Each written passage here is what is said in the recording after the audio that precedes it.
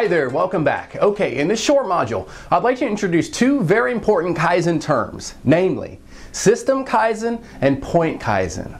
Now, if you've already watched the Gemba Academy Transforming Your Value Streams course, you'll likely have a good idea of what these terms mean since we introduced the concepts during that course.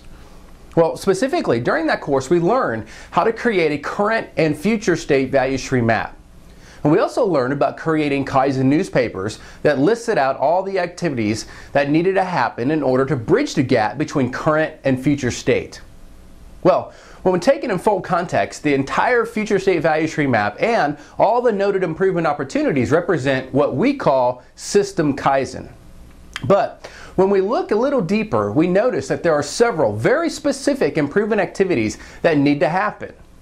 Well, these improvement activities represent what we call Point Kaizen. In other words, there will almost always be multiple Point Kaizen events within one larger System Kaizen initiatives. Now, we often get asked, which is better, System Kaizen or Point Kaizen? And really, this question can't be answered since the two concepts work together in harmony. But what we can say is for Kaizen to succeed over the long term, you mustn't ignore either System or Point Kaizen. In other words, we must always understand the big picture of what we're working on and why we're working on it, which is what System Kaizen does for us. Likewise, we need to break these big problems down into manageable problems, which is what Point Kaizen does for us. Well, in the end, they both serve an important role to the improvement process.